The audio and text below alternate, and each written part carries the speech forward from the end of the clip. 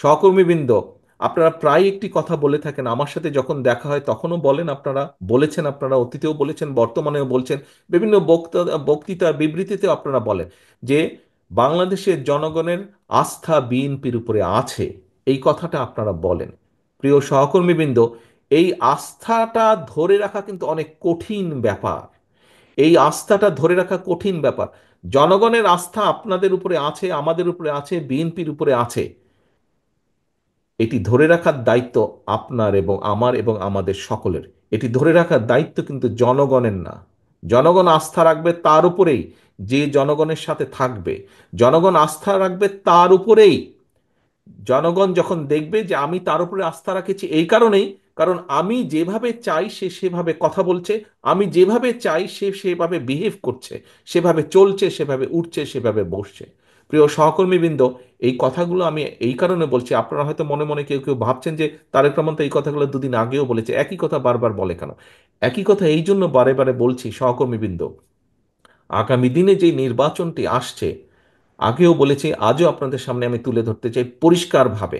আপনারা পত্রপত্রিকা দেখছেন, খবরাখবর রাখছেন, আপনারা আপনারা যদি সকল কিছু বিবেচনা করেন, পরিষ্কার, দিন যত যাচ্ছে পরিষ্কার হয়ে যাচ্ছে। আমি আজকে থেকে প্রায় 3 মাস আগে আমি এই কথাটি বলেছিলাম। দিন যত যাচ্ছে তত পরিষ্কার হচ্ছে, সামনের যে নির্বাচন এটি এত সহজ না। আমি আমার রাজনীতিক, আমার থেকে এখানে অনেক অভিজ্ঞতা সম্পন্ন সহকর্মীবৃন্দ আছেন, অনেক মুরব্বী নেতৃবৃন্দ আছেন। আমি আমার যতটুকু রাজনৈতিক অভিজ্ঞতা গত 30-35 বছরের, এই অভিজ্ঞতার আলোকে আমার কাছে মনে হচ্ছে সামনের যে নির্বাচন আমরা ফেস করতে যাব, হতে পারে আমাদের একটি প্রধান প্রতিপক্ষ অনেক দুর্বল হয়ে গেছে। তারপরেও তারপরেও এই নির্বাচন বাংলাদেশের যে কোনো নির্বাচনের থেকে অনেক কঠিন নির্বাচন হতে যাচ্ছে।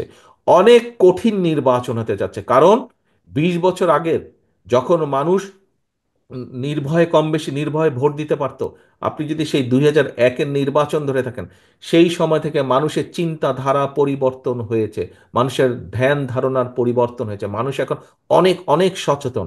সেটি সামাজিক মাধ্যম সহ বিভিন্ন কারণেই হোক না কেন। কাজেই সহকর্মীবৃন্দ, কেউ যদি মনে করেন যে আপনার এলাকার কোনো কিছু আপনাকে এফেক্ট করছে না, আরে এটা কেউ জানবে না, এইটি ভুল ধারণা সম্পূর্ণভাবে। মানুষ জেনে যায়। কাজেই আমাদেরকে, আমরা যদি কেউ কোনো বিগত 3-4 মাসে ভুল করেও থাকি, আপনার আশেপাশের নেতাকর্মীরা যদি কেউ ভুল করে থাকে, প্রিয় সহকর্মীবৃন্দ, একজন নেতা হিসাবে আপনার এটি অবশ্যই অবশ্যই দায়িত্ব তাদেরকে সঠিক পথে নিয়ে আসা, তাদেরকে সচেতন করা, তাদেরকে সতর্ক রাখা। আসুন, আমরা যে 31 দফা আজকে আপনাদের সামনে উপস্থাপন করেছি, আপনারা নিজেরা বসে সারাদিন আলোচনা করেছেন, এই 31 দফাকে যদি আমাদের সফল করতে হয়, যে কোনো মূল্যে জনগণের সমর্থনকে আমাদের পক্ষে রাখতে হবে। আমরা প্রায় বলে থাকি যে অমুক একটি দল আছে, তারা তো এই কাজ করে যাচ্ছে। ভাই, কমপ্লেন করেন কেন? ওরা যদি এই কাজ করে যাচ্ছে, ভিতরে ভিতরে এই কাজ করে যাচ্ছে, তো আপনি কেন করতে পারছেন না এই কাজ? আপনাকে আপনার দলের পক্ষে পরিকল্পনা নিতে হবে, আপনাকেও কাজ করতে হবে। কমপ্লেন করা চলবে না। তারা যদি ভিতরে ভিতরে কাজ করে, তারা যদি মহিলাদের জন্য ভিতরে কাজ করে, তারা যদি ছাত্রছাত্রীদের ভিতরে কাজ করে, তারা যদি সমাজের বিভিন্ন মানুষের ভিতরে কাজ করে, তাহলে আপনাদেরকে আপনার দলের পক্ষ থেকে পরিকল্পনা নিতে হবে। আপনাকে তো কেউ আটকে রাখছে না। আপনি আপনার এলাকার মধ্যে পরিকল্পনা নেন, কিভাবে জনগণকে আপনার সাথে রাখবেন, কিভাবে জনগণের কাছে আপনার ভালো জিনিসগুলো পৌঁছে দিবেন, কিভাবে জনগণের সামনে আগামী দিনে কি করবেন সেগুলো আপনি তুলে ধরবেন।